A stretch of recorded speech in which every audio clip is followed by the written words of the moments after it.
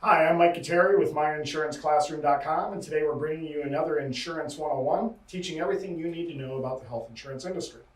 Today, we want to talk about how to figure out what is the right level of coverage when it comes time to buying health insurance. In my 21-year career, I've been told time and time again, everyone wants the cheapest health insurance until they need it, in which case they want the most health insurance that they can afford. So today I want to talk about what you should be considering, what you should be factoring in, and ultimately how to be budgeting for the right health insurance purchase for you. So first, let's look at your current health status. If you knew you were only going to have one doctor office visit this year, would you even buy health insurance? If you knew you were going to get one prescription filled, would you even buy prescription insurance? The answer hopefully is no. So we're buying health insurance for that what if. We're buying health insurance for that unforeseen situation, the major illness, the major injury. Keep that in mind when it comes to your making the purchase. Because at the end of the day, while the catastrophic thing may not happen very often to you, ultimately, it's going to be the thing that's going to cost the most. A simple appendix can cost $30,000 to $40,000. A heart surgery can be upwards of $100,000. And cancer with chemo treatment can easily be $250,000, $500,000, and sometimes as much as $1 million in treatment.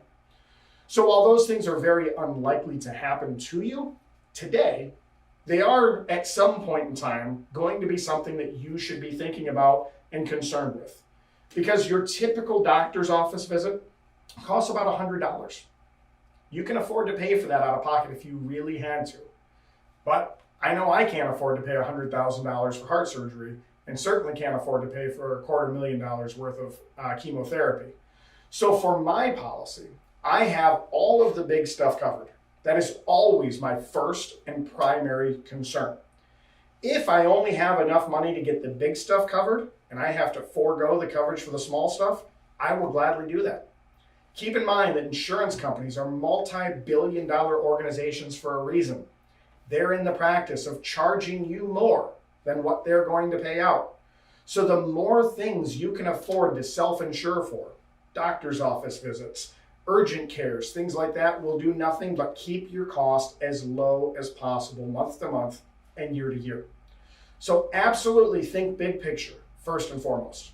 The next thing I would suggest is think about where you want to get treatment when that something catastrophic happens. Do you want access to the Cleveland Clinic? Do you want access to the University of Michigan Medical Center? Do you want access to MD Anderson or Sloan Kettering? Look for the best facilities around. Try to get yourself a plan to where you have access to those locations. Because if something rare happens, do you want to go to the doctors that you're limited to, or do you want access to every doctor under the sun? So yes, it's important to make sure your current doctors are in network, but even more than that, make sure you have access to the best doctors across the country if you can build that into your plan. Third, and in my opinion, one of the things that gets most overlooked is think about your situation from the big picture, the whole scheme of what's going to happen to you. Typically, when people get cancer, they miss time at work. If there's a major injury and you're in the hospital for a month or two, you're certainly going to miss time at work. If you have a heart attack or a stroke, you may never go back to work. Well, most people think about making sure they have a copay, making sure they have a deductible. But what happens if you lose time at work? Who's going to pay for your house? Who's going to pay for your car? Who's going to pay for your health insurance when you need it the most? If you do have to go to a facility like Cleveland Clinic or MD Anderson, who's going to pay for you to travel there? Do you want your spouse there? If it was your child who was in the hospital, would you want to travel with them? All of these expenses are things that you should factor in when having the right coverage. And believe it or not, there's plans out there that cover that. You can buy a supplemental policy that will pay you money if you're diagnosed with a major illness. You can buy a supplemental plan that will pay you money if you're diagnosed or have a major injury. And you can do whatever you want with that cash. Take that cash and put a wheelchair ramp on the front of your house. Take that cash and pay for your mortgage. Take that cash and use it so that you can travel to see your loved one when they're in the hospital in another state. Or take that cash if you cannot get a plan that gives you out-of-network coverage and use that money for that second surgical opinion. Use that money for that experimental treatment that isn't covered by your insurance. See, having health insurance is very, very important. But in no way, shape, or form is having health insurance by itself going to give you complete coverage. There are a lot of uncovered things, more so than just copays and deductibles. Home improvements, travel, meals, your current expenses, replacing wages are all things that you need to think about. Now, by no stretch of the imagination am I saying that you should have yourself to where you're insurance poor.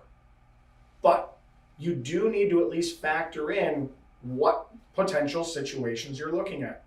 If you're currently living paycheck to paycheck and you're going to miss 3 months of work because of something that happens to you, how are you going to get by? Factor in these things. Think about these things. And when you work with an agent who's able to work with both health and supplemental products, you can have them build a policy that will give you both coverages. And believe it or not, it's typically not much more expensive than just having the health insurance by itself. So please, do yourself a favor. Look at that big picture. The last thing that I would suggest that you think about is the long-term situation. Think about what your situation is going to be 2 years, 3 years, 5 years down the road. What current medications are you on? What current doctors are you seeing? And ultimately, when you're going to be in a plan 2, 3, 5 years down the road, will your needs be what they are today? Our industry is changing dramatically year to year. And so you should always be talking with an agent who can not only put you in the right plan today, but also game plan for what the next 3, 5, and even 10 years is going to look like. Most people aren't aware, but health insurance agents don't come out of your pocket. You're not paying for them. A typical health insurance agent is paid for by the insurance company, and you're not being charged any extra. So use an advisor, use a consultant, use someone who knows the industry inside and out, someone who studies these products and researches these products every single year, and allow them to help game plan for what your coverage should be. I hope you found this helpful. I'm Mike Kateri with MyInsuranceClassroom.com, and remember, there are only benefits if you get something out of it.